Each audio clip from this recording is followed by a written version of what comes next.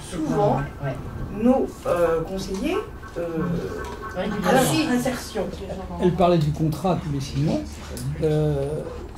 Elle est surprise, je dirais, de ne pas être contactée. Moi, ce qui me surprend, c'est qu'elle ne soit pas contactée.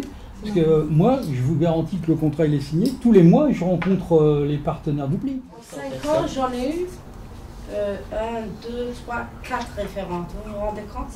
Donc, entre les deux, il y en a une qui est mutée je ne sais pas où. Et il a fallu que j'attende 6 mois, 8 mois pour rencontrer l'autre et revenir à zéro, raconter ceci, cela. Il faut surtout parfois aussi avoir un changement de conseillère ou de conseiller.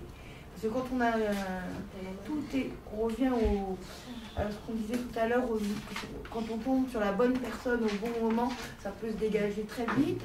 On est demandeur RSA, voilà. Donc on va à la CAF, machin, on remplit notre papier ou au département, etc. À ce niveau-là, on n'a pas beaucoup d'informations de ce qui va se passer après.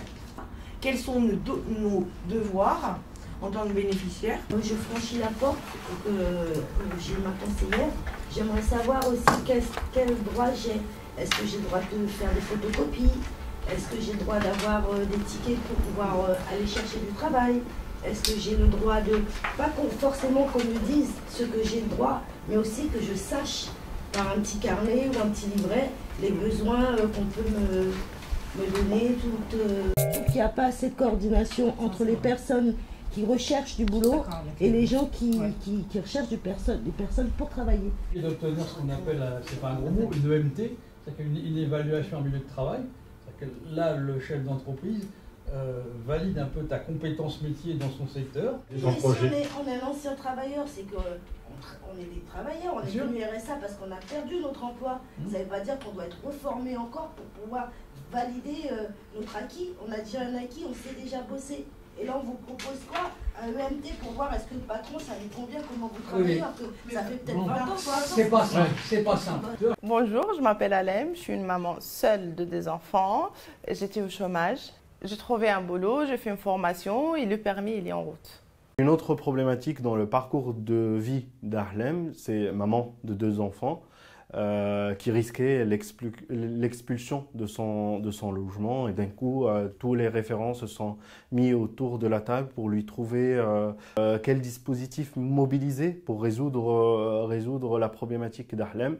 Et nous avons ensemble réussi à trouver des solutions. Elle est toujours dans son logement avec ses enfants. J'étais au chômage depuis 10 ans, au RSA depuis 10 ans. Voilà, et ma conseillère au RSA m'a proposé de faire un mois de stage qui s'appelait No Stress.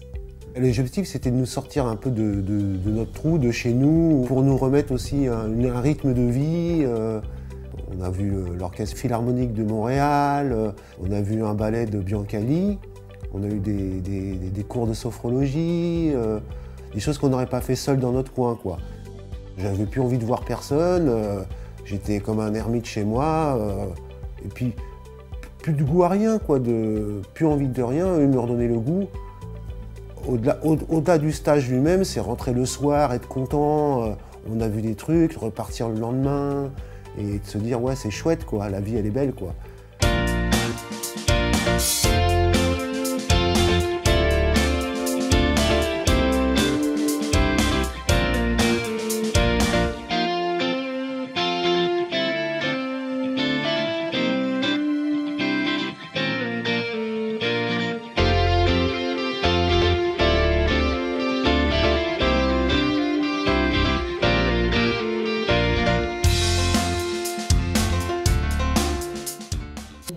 Il a été simple. Quand j'ai défini mon projet, je savais ce que je voulais faire. On a vu ensemble avec la conseillère quelles étaient les possibilités. Il y a eu tout un panel d'organismes qui proposaient cette formation et j'ai eu le libre choix de choisir mon organisme de formation.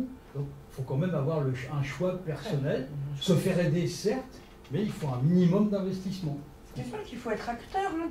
Par contre, vu que moi j'ai des enfants à bas âge, ça aussi c'est vraiment un problème par rapport à cet accompagnement. Moi j'étais au RSA et ça a été très dur pour moi d'aller jusqu'au bout de l'action que j'ai, ma formation du coup, d'aller jusqu'au bout à cause de la garde des enfants. J'étais à la maison avec les enfants, j'étais au RSA. Et puis quand les enfants après ils ont grandi, je me suis dit allez, il faut peut-être aller travailler. Hein. Je suis venue ici à la maison de l'emploi. Ils ont vu que j'aimais bien toucher à tout, trifouiller, démonter, remonter. Ils me voyaient souvent passer aussi en vélo. Et ils m'ont proposé d'aller à l'association de cycle à Saint-Denis. J'ai eu mon entretien et j'ai été prise tout de suite. Ils m'ont fait signer un contrat en insertion de 1 an au départ. 9 mois, c'est ça. C'était en alternance. Quand j'étais pas à l'école, j'étais au magasin. J'ai fait ma formation de mécanicienne cycle au Bourget. Après, j'ai eu mon diplôme et ils ont renouvelé encore mon contrat.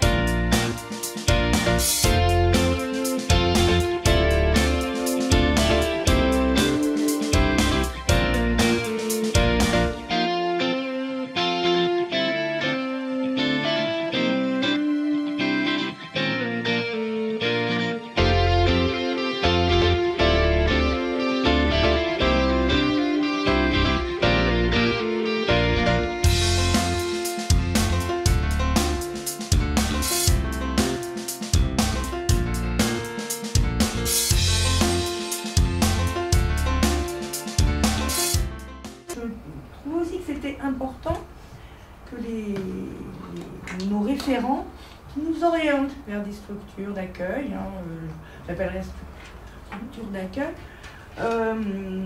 soit parce que d'ailleurs soit aussi aient la possibilité de visiter, de voir vivre leur entre guillemets, leur protégé ou leur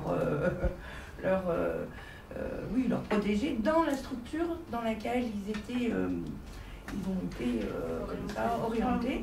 C'est important parce que en fait, moi, quand moi je fais de la cuisine pour pas chez Aurore, et l'autre jour, j'ai rencontré ma référente et je lui ai dit, ça serait bien qu'un jour, je vous invite un jour à venir déjeuner, parce que c'est elle qui m'avait orientée. Elle me dit, ah bah oui, avec plaisir, mais elle me dit, c'est la première fois. Elle me dit, Aurore, je connais par l'intermédiaire du téléphone, par l'intermédiaire du mail, par l'intermédiaire de ceci, cela. Mais c'est vrai que je ne me suis jamais déplacée dans la structure pour voir comment elle fonctionne. Et voir comment on pourrait faire pour que ces mêmes personnes qui sont dans les forums et qui nous prennent tous nos CV à toutes ces personnes, comment on pourrait mettre un réseau pour savoir combien de bénéficiaires de RSA ont été embauchés. La finalité de toutes ces statistiques. Oui. Fini le RSA. On se sent beaucoup mieux, on a plus confiance en nous-mêmes déjà.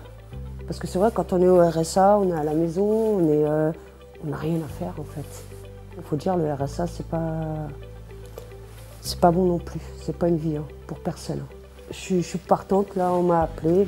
Si c'est bon, j'y vais tout de suite.